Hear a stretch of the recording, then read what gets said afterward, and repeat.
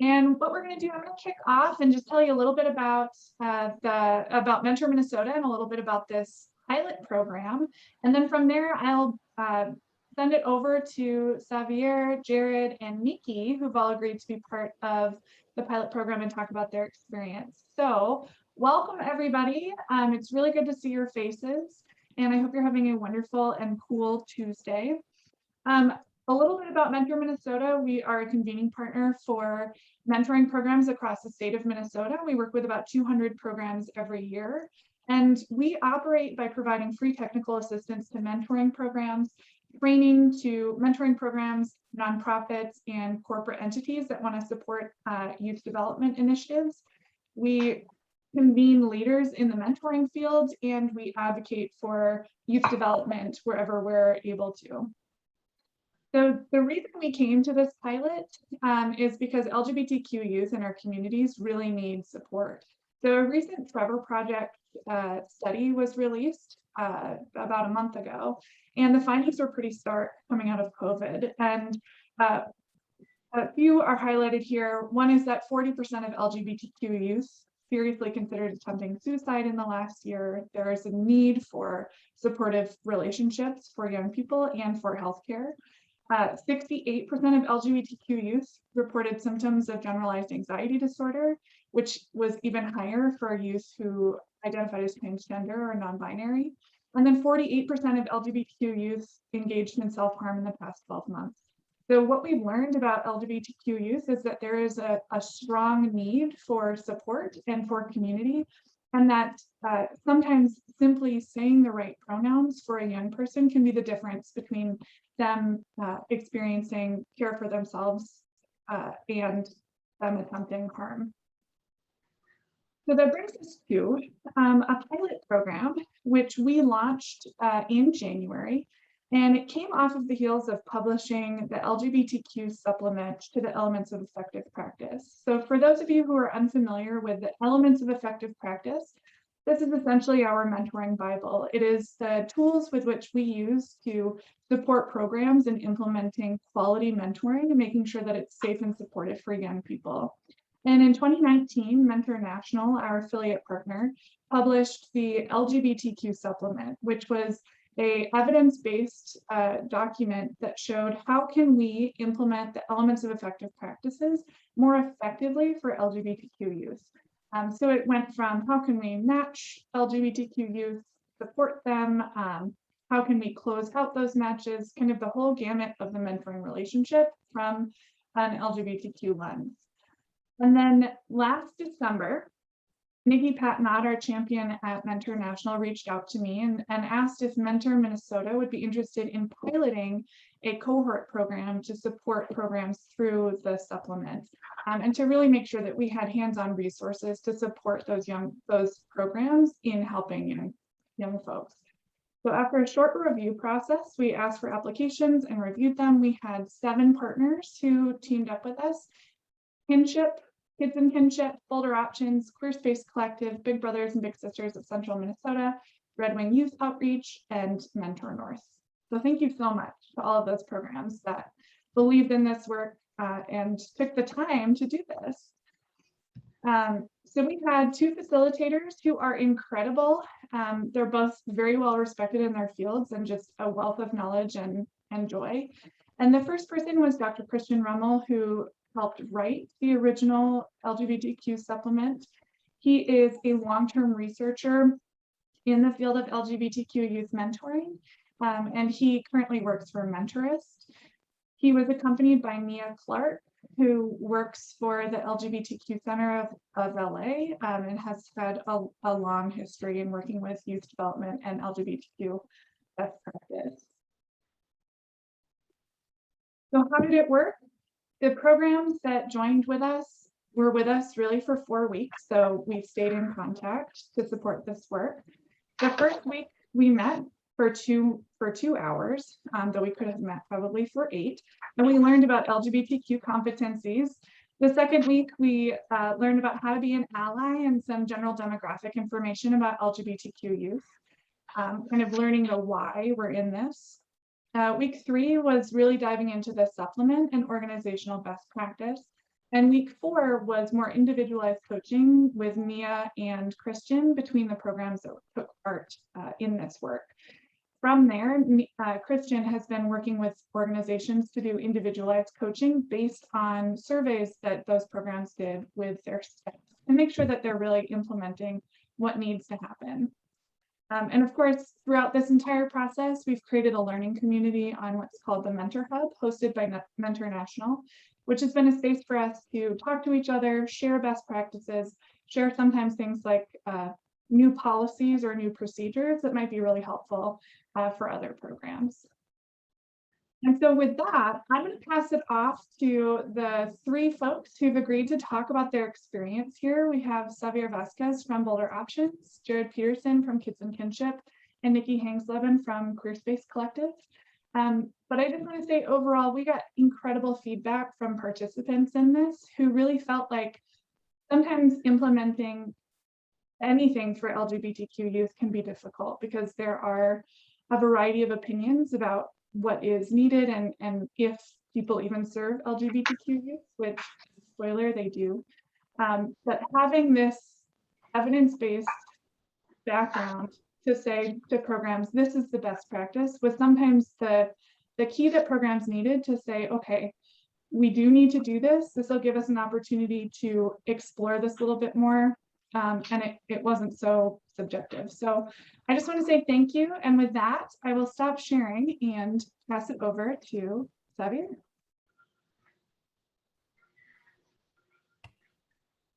Thank you, Sarah. Let me share my screen here.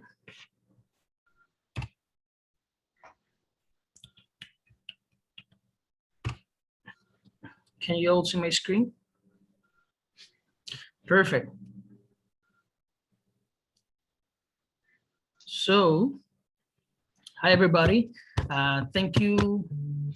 And today you will hear about what Boulder Options is doing to be more inclusive with the LGBTQ plus community. My name is Xavier Vasquez. I'm the program director or the Twin Cities Director of Program Management at Boulder Options, originally from Puerto Rico, where I grew up in a great culture, but with one great defect, and it is chauvinism. Girls couldn't play with cars or GI Joes or play baseball, basketball, or football. Boys had to dress like boys, and girls had to dress like girls. Boys couldn't cry, wear flowers, skirts, pink earrings, nail polish. Oops. There you go. Nail polish. And the reason I'm mentioning this is because it wasn't until I started taking some of the training around gender identity, sexual preference, and gender expression that I understood why some of my friends didn't feel supported, why they had to repress themselves to feel included. And even the LGBTQ plus training with Christian and Nia helped me understand more about my gender expression. And this is why we as organizations, this is what we as organizations should be doing, providing those opportunities to our youth and volunteers to feel supported, included, and honored when they are in their true selves. And I strongly believe that this is our purpose with creating these LGBTQ plus ally sites. Boulder Options provide transformational individual mentoring and development for at-promise youth between the ages 10 and 14 in the Twin Cities and in Rochester. Our programs are focused on developing and nurturing healthy minds and bodies for all participants, mentors, mentees, and caregivers. Anchoring mentoring comprehensive programming coordinates resources in a united effort to support at-promise 10 to 14 years old youth who have extraordinary raw potential for positive life skills and need positive adult role models to develop it.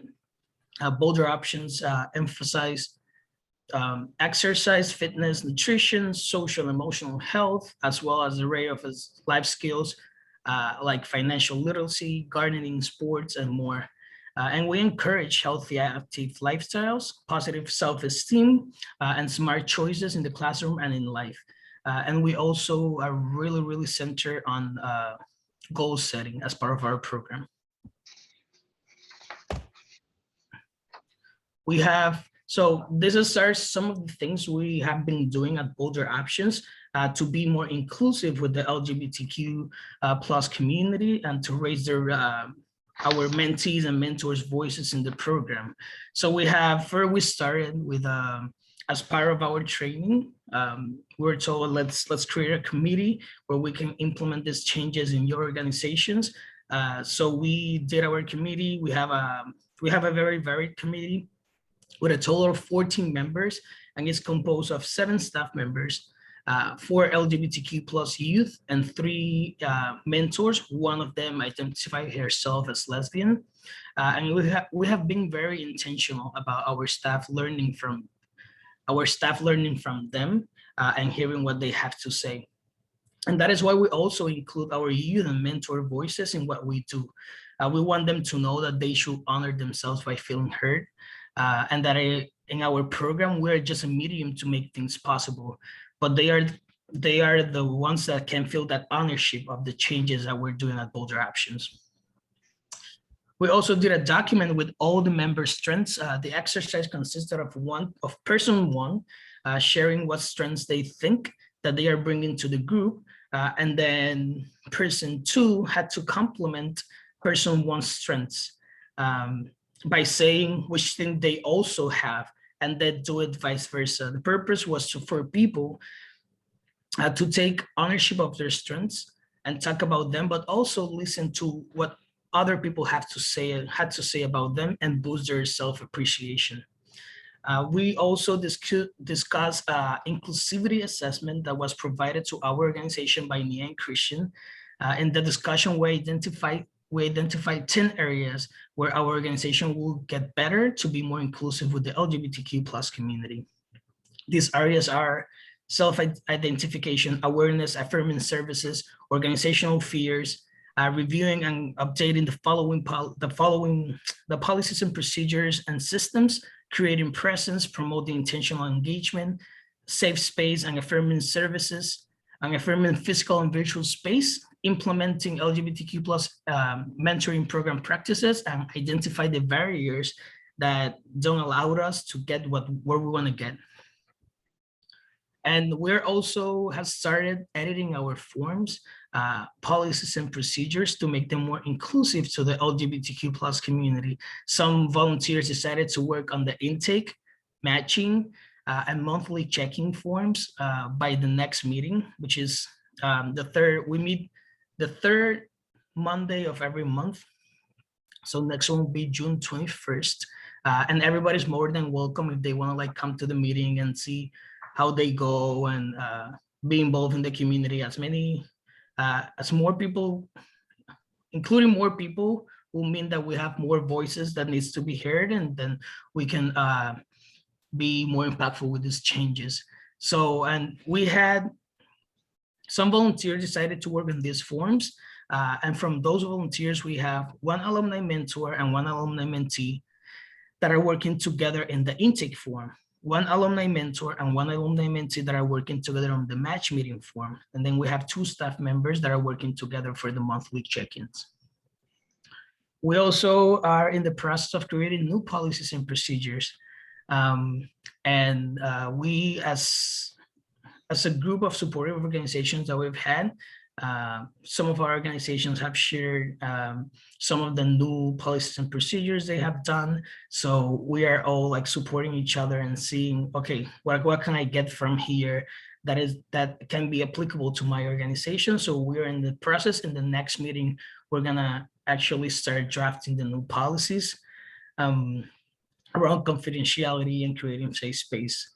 Our committee identified 3 quick wins in our program, and a quick win is a change that you can easily make to your services within a short amount of time that doesn't require a significant approval from your agency's leadership or board.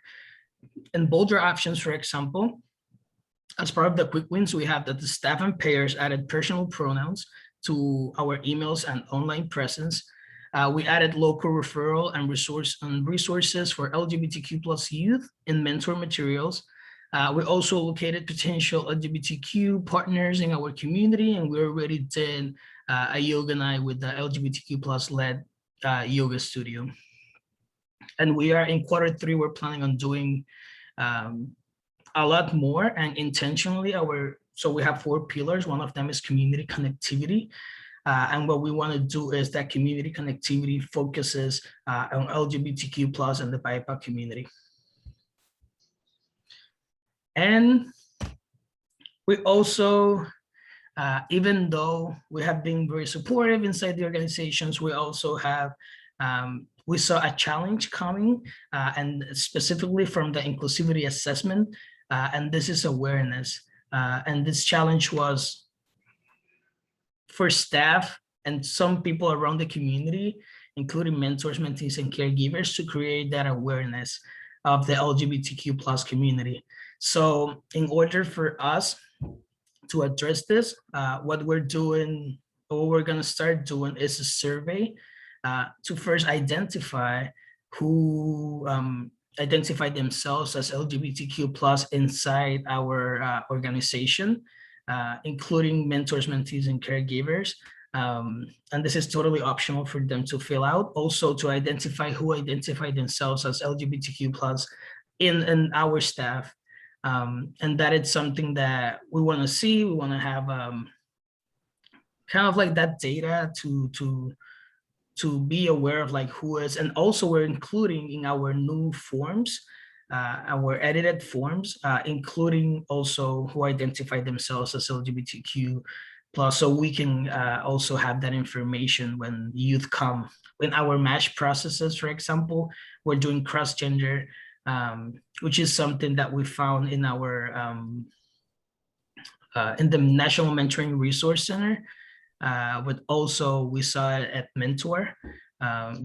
We saw that they did some research on cross-gender. So right now we're asking youth, like who will you prefer to be matched with?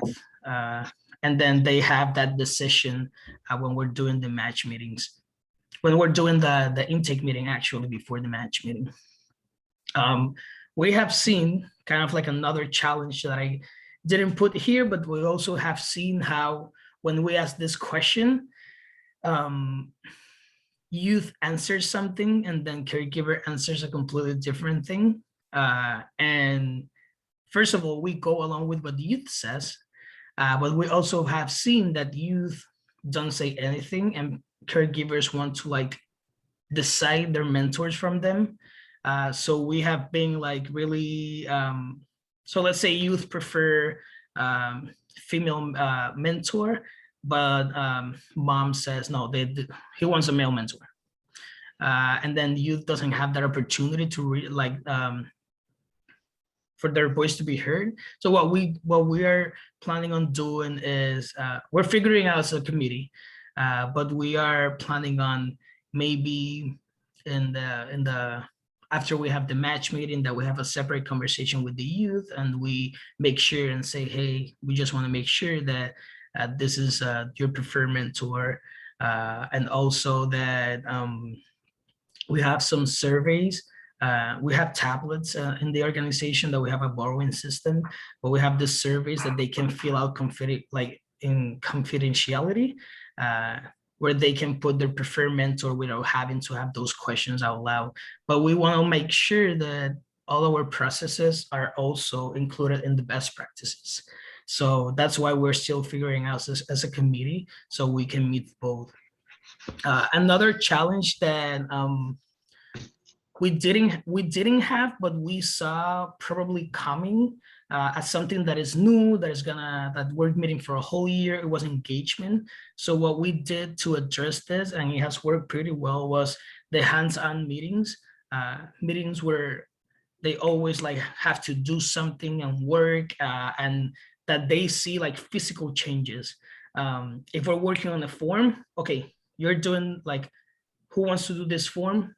Perfect, let's change it. And that way they see that there are things that like are done in each one of the meetings, and they don't feel like, no, we're gonna change this form from now to 4 months. They see like quick physical changes, and it keeps them engaged in the meetings. And also some homeworks like, let's complete this for our next meeting. And that keeps them working on something through the rest of the months until we have the next meeting. And then some of the things that I would like organizations to know or do, or is that we are working towards the same goal, and it has been great how we are all supportive with each other. And at Boulder Options, we feel that we are not by ourselves, and we have a great network of organizations that support us. But also we have N Christian if we have any additional support as well, and we can always reach out to them, ask questions. They always take some time to meet with us on a separate basis. Like it's incredible. And then we have seen that and with our experience, that if we don't feel supported, we tend to lose momentum, right? And so I'm just saying, let's not lose that momentum. And after we have a whole year with working with our committee, this is when we really need even more programming and leadership opportunities that engage our LGBTQ plus mentors, mentees, and caregivers to keep them engaged in our programs.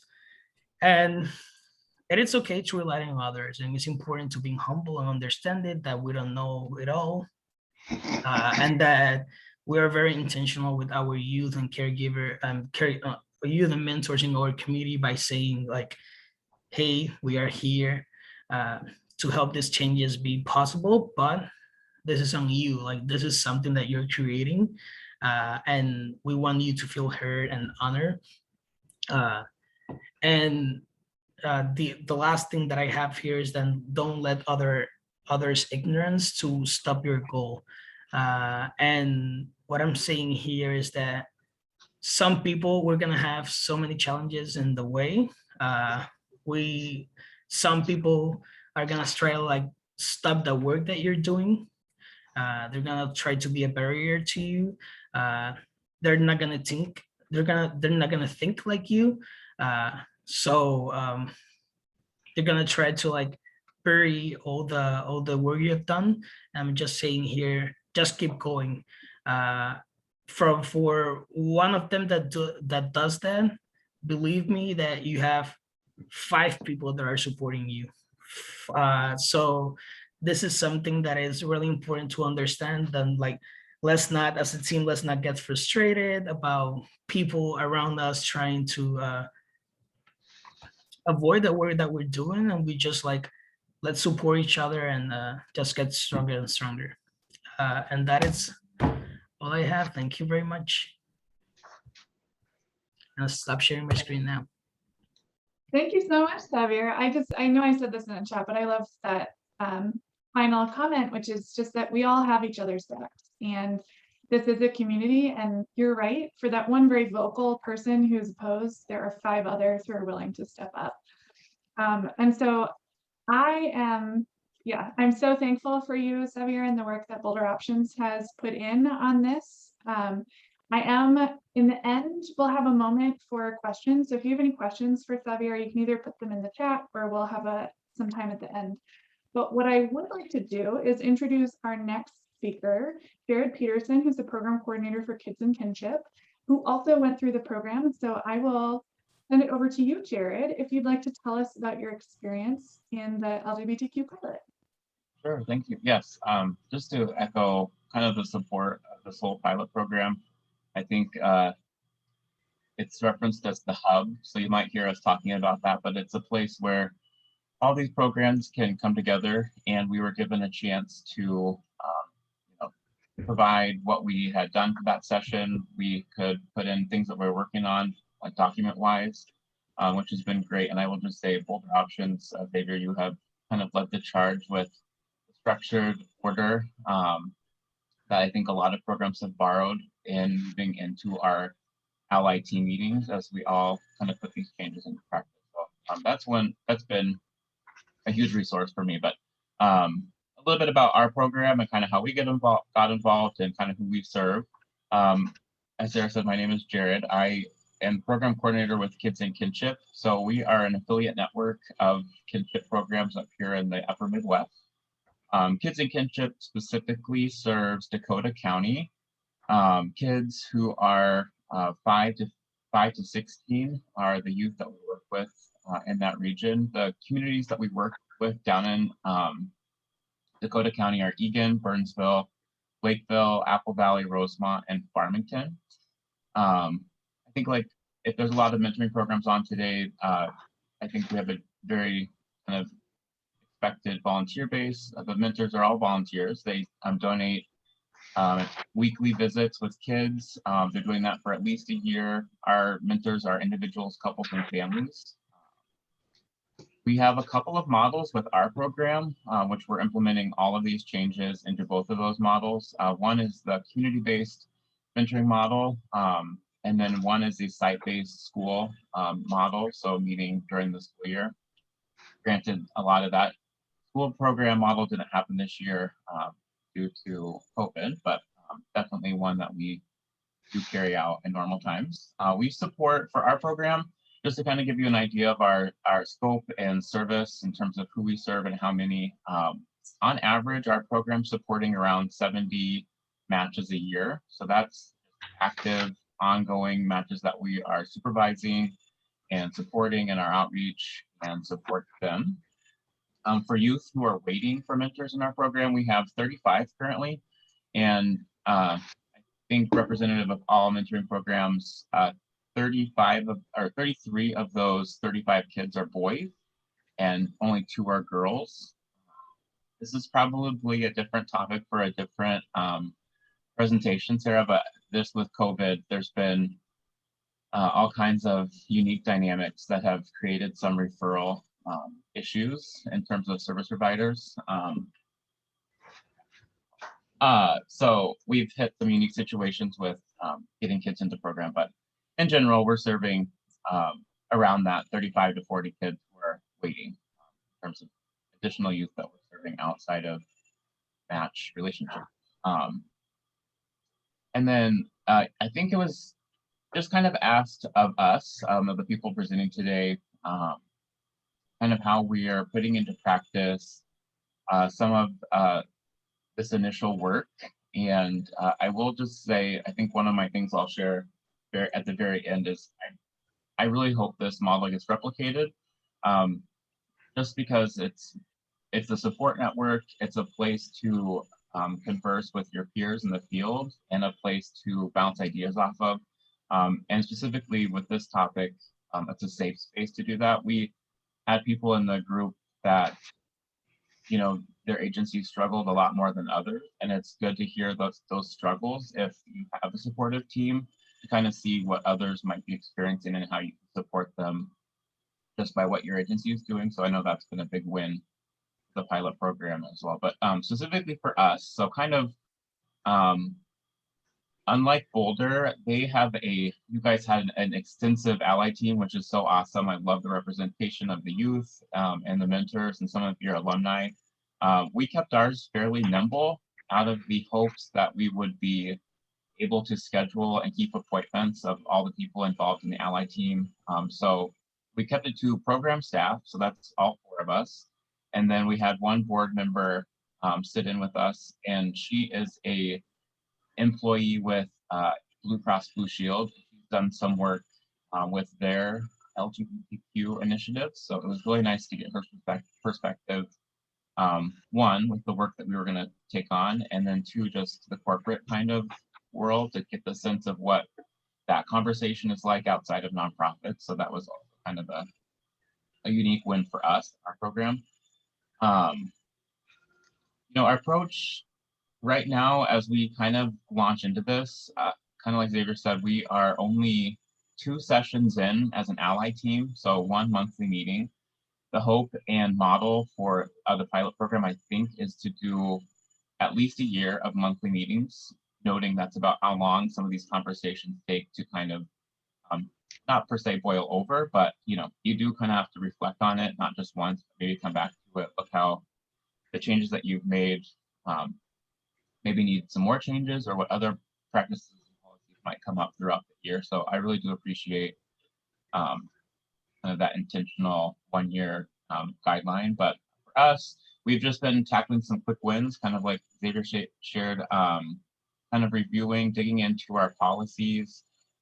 We definitely used that assessment results that was part of the pilot process. So all of our staff, all of our board members took that, gave their thoughts into kind of what we do and don't do in terms of inclusion and acceptance. So that was really, it is eye-opening to see kind of what you're missing and you're not even thinking about it. So that was, if nothing else, just being aware is, I think, a big part of how you do what you do. So we are now aware.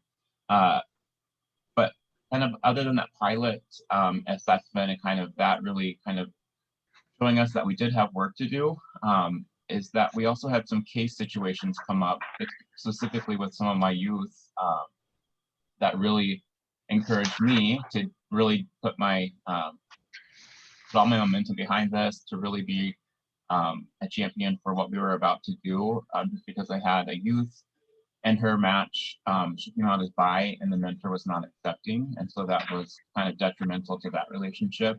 So we, was able to support the youth in that situation. I also had a youth actively transitioning from he, him to, or from she, her to he, him, and is changing his name. So that has been also something that I felt like through this pilot program, I don't know how I would have supported that volunteer. I'm sure I would have done research like any coordinator would do, but through this pilot program, I just had this wealth of new information and websites and resources, and I was able to support that mentor, and they continued that relationship. This happened very early on. It was like month 2 of this match. So the mentor was still very much getting to know youth and has found that information very helpful. Other things that we've just quickly, I'll kind of run down, other things that we've knocked out after starting in April. Like I said, we've had 2 sessions. One neat thing that we did, and it was just because I think there was some hesitancy from the approach that we were going to take and how we were going to knock things out. And so there was some kind of like, what will this look like?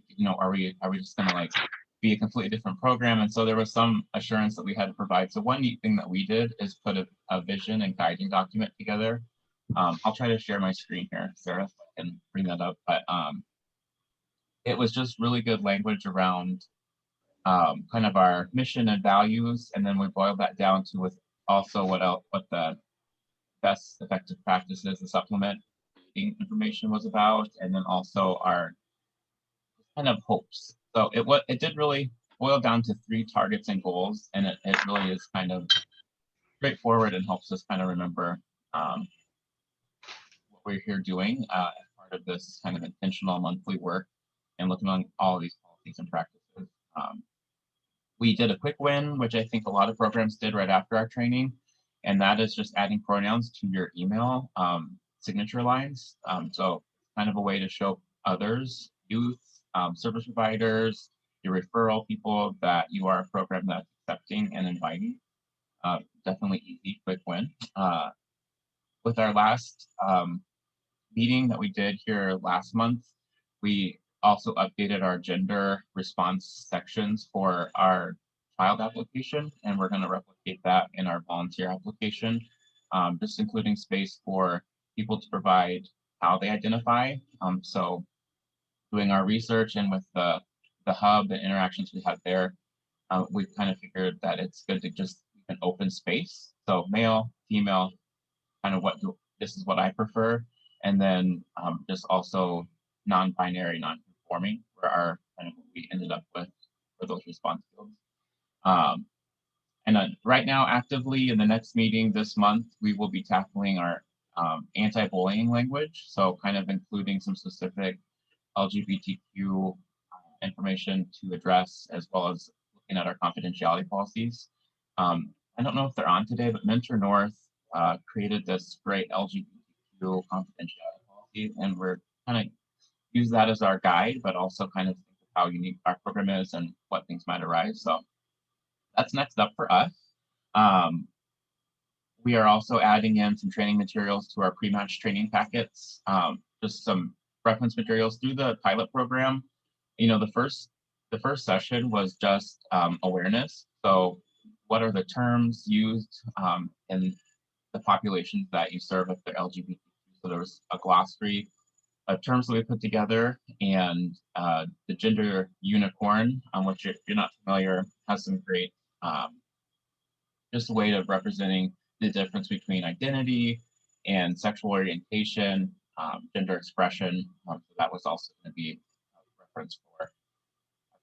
Why is it important? I think another thing to remember is kind of why do programs want to jump into this work, and why is it important that we update these things?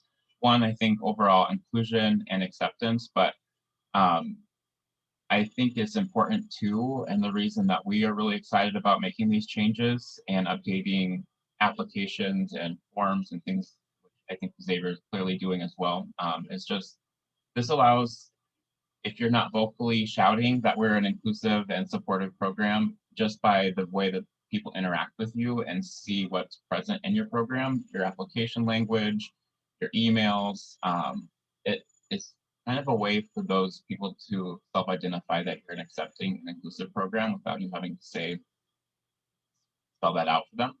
It's a way for kids to have the ability to be authentically seen. So I think what we talked about in the pilot program is that we're working with youth who are in all stages of figuring out their identity.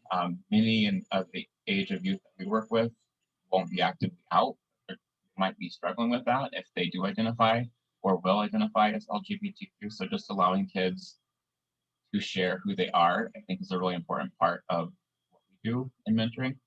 And I think it's also a great way to gatekeep. So just as you would to keep kids safe, the populations we serve, all of these things go to make sure that the people who end up serving and working with our kids are ones who are safe and supportive.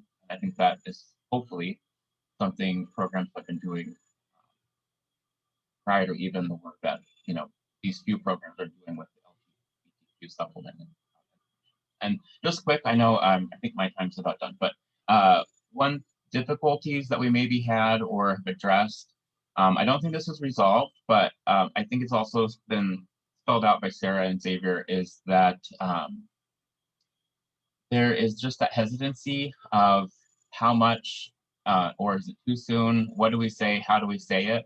And I think that goes and spills over mostly to your key funders, and especially those who you might have some hesitancy around being fully accepted. So that's been one thing, and I will say I don't think we've resolved that. I think that's an ongoing issue for us. And then key takeaways, you know, my guidance to anyone hoping to be a part of this is just to start the conversation. So just start talking about some items, and I think it helps build that change in tone just in your own program and your staff, which I think is important to kind of spill over into how you do your work. So I think it's important to start the conversation. On second note, I just think the pilot, exactly what like Sarah started today, it made doing this possible by giving us an outline and an idea of how to approach things and a guide in terms of how we can do those things. So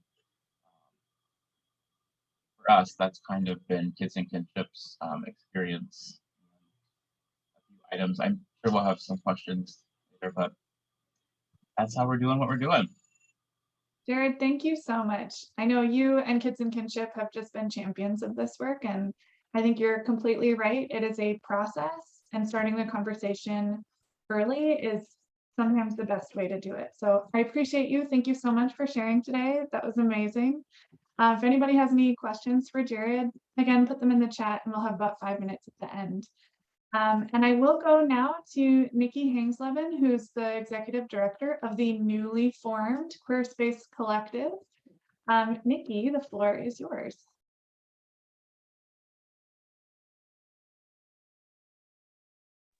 Okay.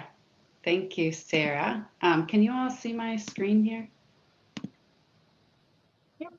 Okay, awesome. So I'm new to this community and new to mentorship, essentially. I agreed the pilot was really helpful.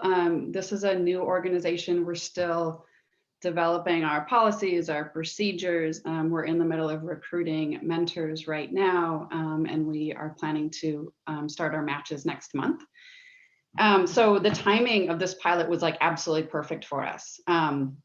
So thanks to Sarah and to Mentor Minnesota for really leading this initiative. And I'm so grateful this happened in Minnesota so we could all be a part of this. I also agree just having this community is amazing. And thanks to all the cohort participants, it's been a great learning experience. And as someone who is part of the LGBTQ community and also, as you'll see, committed to creating mentorship opportunities for the LGBTQ community, it's just beautiful and amazing to see all of the great work that's being done. And yeah, so let me chat a bit about Queer Space Collective. So this is a new initiative. We just launched our website. Like I said, we're currently recruiting mentors and mentees. We're starting with a pilot of 10 youth and 10 adults, and going to be building from there. Our mission is to create space for LGBTQ youth to feel safe and empowered to be their true selves. And we're really committed to creating a supportive community for them. As you all know, there is a dearth of resources for the LGBTQ youth community and a whole host of challenges that they face. So we want to, in addition to creating mentorship, really creating a community and a space for them to thrive and for them to have a strong sense of pride in who they are, where they come from, and where they want to go. A little bit about, what we're calling our mentorship program is Queer Space Hangouts. And we're doing both one-to-one mentoring and group events. I think this is quite similar to a lot of what you all are doing. And honestly, you all folks have been great inspirations as we've been developing our program here. The events are really centered around creating community. So what we've heard a lot from youth is they want to be able to hang out with other LGBTQ youth or other queer peers, is some language that has recently popped up. So part of our monthly events will really be about creating that space and that community for the youth and for the mentors as well. And then we'll be doing the one-to-one out in the community mentoring as well. Some of our key learnings throughout this process. So, I mean, there's been a ton of learnings because this is a new program, and we have an amazing board and an amazing program committee that Sarah is chairing, which is fantastic. And so, we've been really wrestling with like, how do we be inclusive within the LGBTQ community? Our community hasn't always been inclusive. To the trans community or to the BIPOC community. So we've been really going deep on like, not only is this for LGBTQ, but we really want to be inclusive in many different ways. Some of our key learnings are around like, how do we get youth to participate, or how do we only allow for referrals from agencies? Do we let them opt in? How then do we go back to their guardians? How do we work with guardians who might not support LGBTQ youth? These are all kinds of things we've been wrestling with. And some of the things we've done around reducing barriers is having a separate interest form. So in addition to being referred, there's a referral form, but also youth can opt in and they can express interest in wanting to join. And then we will circle back with the guardians or if there is an agency involved. So giving them opportunity to have that agency. And then also we know that community members and parents can also be great referrals for youth. So while we know, again, having agencies and creating this greater web around these youth, we wanted this program to be broad enough. So even if the youth maybe doesn't have a therapist, or they're just needing some LGBTQ community support, that their parents can suggest for them to join as well. So that's been one way that we've been kind of reducing barriers. We've talked a lot about identity and orientation in preliminary questions. I think the training we did as a group was really fantastic. And so we've been, you know, for us, it's not, are you LGBTQ, but where are you, or how do you identify? And for mentors, we decided to include in our questionnaire both identity and orientation. And then for youth, we're questioning, because they're questioning, right? How do we get a sense of who they are so we can help understand them and where they're at, but then also know that they're questioning, they might be a little bit more fluid. So we landed on just using the terms LGBTQ, because we already know that's part of our platform. And then also always leaving space in all of our orientation, identity, race, ethnicity for an open space for people to identify however they feel comfortable if we don't have it on the list for them. And giving them an option to choose one or all, right? So they might identify as queer and a lesbian, or transgender and queer. Kind of getting at that, like meeting youth where they're at in their journey. Around training, so we've been asking mentors to complete United True Colors LGBTQ Homelessness 101. If you haven't taken it, it's a 1-hour course. It's fantastic. They talk about pronouns, they talk about challenges specifically for trans youth, and then they also talk about systems of oppression. So it's not just about homelessness, it's not necessarily just about LGBTQ community, it's really about, just goes a little bit deeper, but in kind of a fun way where you can take tests at the end, and there's great modules. And we've been getting really good feedback. So we're having our mentors, before we even interview them, after they apply, we ask them to go do that course, send us a screenshot that they've completed it, and then we move forward with an interview. So that's been a really good foundation. And we've also had all of our board members complete that as well. And then I would say, lastly, some of the things that we're still wrestling with, and we're working with Christian a bit on this as well, is how do we evaluate feeling safe and empowered? And what is our ultimate, like, how do we know that we're being successful as a mentorship program? So there's not a lot of research in this space. There hasn't been a ton of work around evaluating feelings around identity and orientation. And one of our key priorities is, attending school, of course, is important. Graduating, of course, is important. But at the foundation of being healthy and being able to be, a healthy youth on this planet, really feeling good about who you are, how you identify, is really important. So that's something that we're working a lot on, and we'll share that out too with the group as we learn more. Christian's going to kind of help us dig into that a bit. But we're hoping we can use Queer Space as a platform to really contribute to the field in this as well. So yeah, it's been an amazing experience. I'm grateful for all of what you all are sharing, and thank you. Oh, wait, one more thing. We are recruiting mentors. We are still accepting mentees. So if you have any LGBTQ mentees or mentors who are maybe on a wait list or might be a great fit for this program.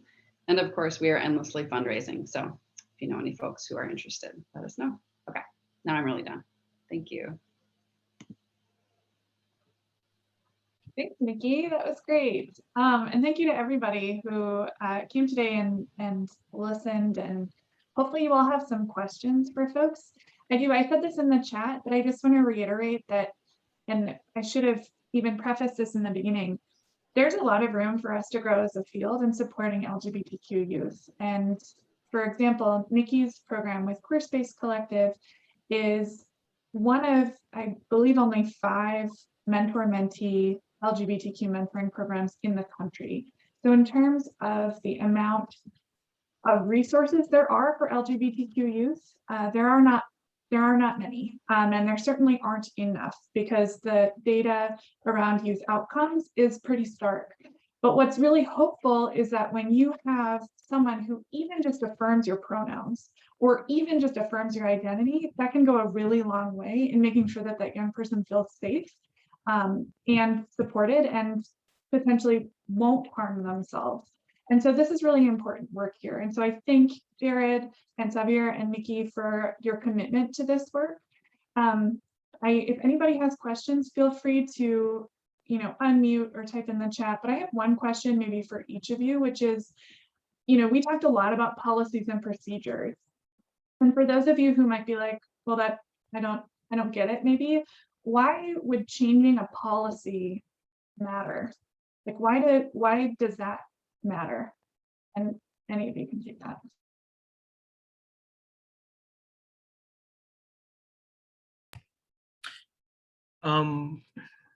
So I can go along with what Jared mentioned earlier, and is like missing those things that you wouldn't even thinking about, and is creating just as the norm that we've been using in the past. We usually use maybe a vocabulary that is not inclusive at all, and maybe changing that vocabulary makes a completely it's a complete difference when it comes to like youth and mentors seeing that inclusive vocabulary in the policies and procedures. But I also think it's as for the purpose of protection or like safety for our youth and mentors and caregivers, but also that feeling of like just that feeling of feel included, feel heard, that they know that they are part of a more, I would say that vocabulary. I think that vocabulary just makes a difference, and those are words that maybe, like Jared said, we didn't even think about them. And now that we are changing them, we're like, oh, this is not inclusive at all. Like, we should change this. And I don't know, maybe we have been using them for 20 years. So I think that is the purpose of like that sense of like feeling safe, but also feeling heard. And that's what I think is really important. I think also, and I think Christian and Mia really did a good job explaining the reason why this work should be a little bit longer, is that you can't just go to a 4-week series, learn a little bit about a population, and then say that you're an inclusive program. A lot of this work has to be implemented, and that space has to be made in your policies and procedures, which is the hard work. And I forget the analogy, hopefully I'm saying this right, but it's kind of attending to everything under the hood.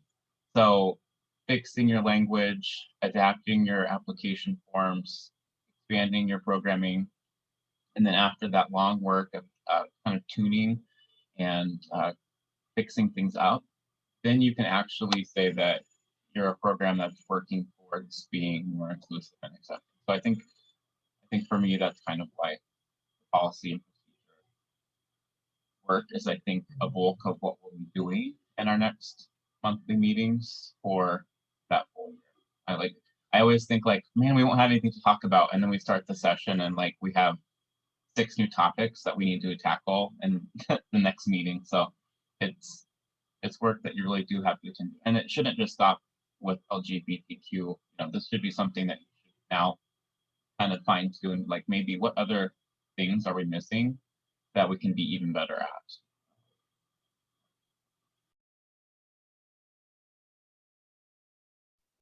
Beautifully said, Jared. And I think you got the analogy correct. That's how I remember it too. So yeah, a big queer car that needs fixing under the hood.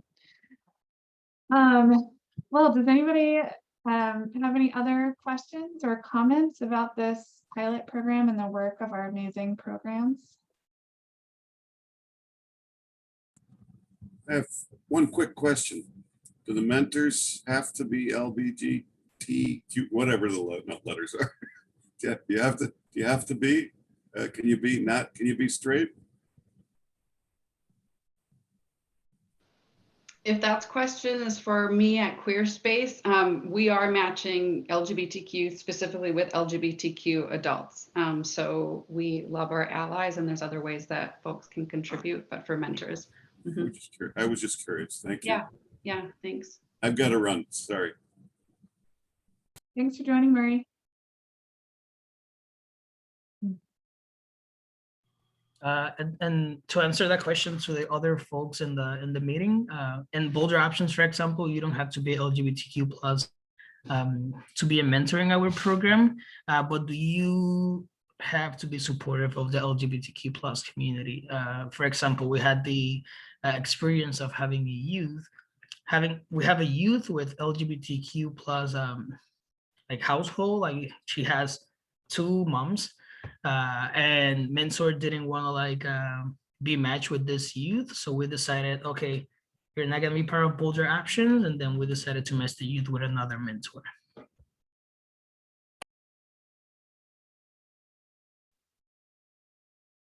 And Xavier, would you be willing to explain why that decision was made? In our program, first of all, we have been inclusive with the LGBTQ plus community, but now even more like making being awakened and being like, hey, there are other things that we need to address in the program. But first, like the way the mentor said, first of all, we give the priority always to our youth when it comes to matching. That's why we ask the youth with who we would like to be be matched with. We ask that to the youth. We also, the mentor has kind of like a saying when, like they have a saying when they are, but their priority here is the youth. And then also because we want to create that safe space around them, the way the mentor said it was in a way where we felt like, well, if they have like if they engage with LGBTQ plus youth and other adults in our program, we didn't feel comfortable on how the mentor will handle those conversations, and that it's going against the safe space that we want to create in our program. So we decided not to match the mentor.